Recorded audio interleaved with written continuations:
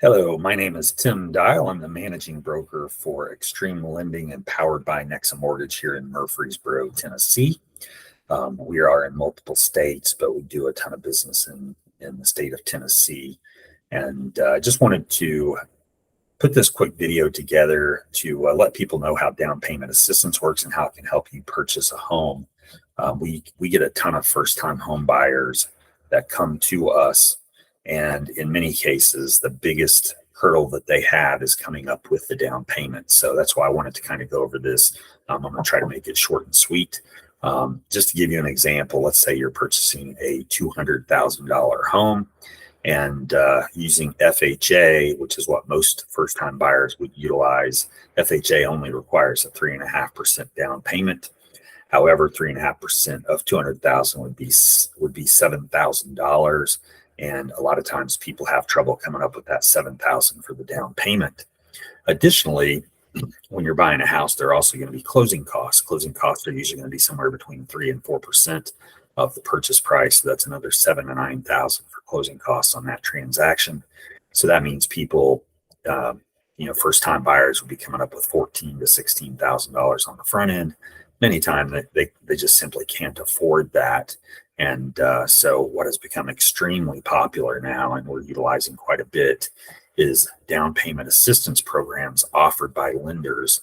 We are a broker, so we have over 200 lenders we're set up with, and we have multiple lenders that offer down payment assistance. And so what they do is they provide you with that 3.5% down payment.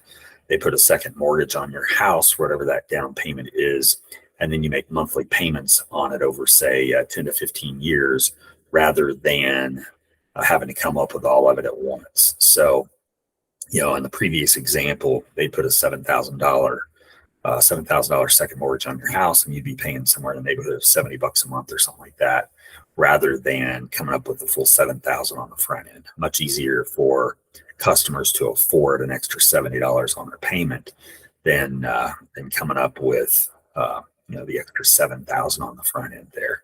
When it comes to the closing costs, what's happening right now is a lot of customers are getting the sellers to cover the closing costs or a big portion of the closing costs. And that's because FHA allows the seller to pay up to 6% of the purchase price toward closing costs. Most closing costs are going to be between 3 and 4%. Since FHA allows up to 6%, most, if not all, of the closing costs can be covered by the seller. And so it's just basically a negotiation in the contract when you write the offer. If somebody's asking $200,000 for the house, you can offer them full price at $200,000 and say, ask them to pay $5,000 in closing costs or something like that. That way, a big portion of your closing costs are covered. We've also had people say, okay, they're asking $200,000. I'll offer them $205,000 and have them pay $7,000 in closing costs. That way, they're getting very close to the amount they want. They're getting $198 out of the $200 asking price, and we're getting $7,000 in closing costs paid for. So those are some of the strategies being used. It's like I said, it's just a negotiation in the contract.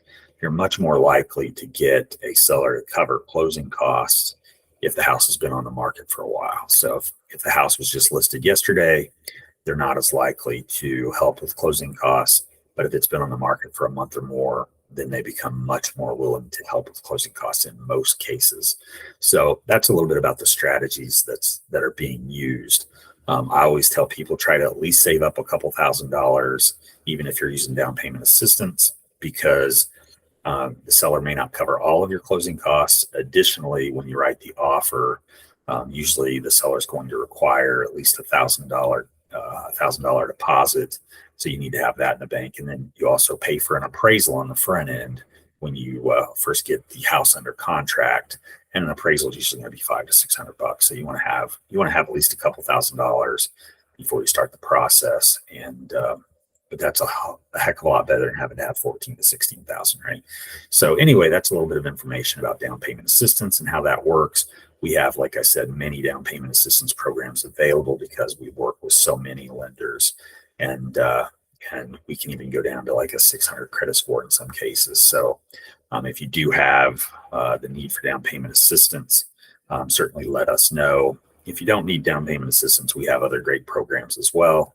But just wanted to give a little information on this because it's become such a huge factor in people purchasing, and many buyers that I've seen are saying they're going to hold off to build up funds because they want to have funds for a down payment. They don't realize this is an option. Better off to get into a house now before the prices start going up again. Once the interest rates drop, you're going to see home values climb quickly again, and you don't want to miss out on that equity opportunity because you didn't go ahead and purchase now. So anyway, that's a little bit about down payment assistance. Feel free to reach out to me directly. My number is 615-995-2615, and I am the managing broker for Extreme Lending and powered by Nexa Mortgage. And my name is Tim Dial. If you want to do a loan application, you can go to timdial.com, and that is where the loan application can be found. And I look forward to talking to you soon. Thank you.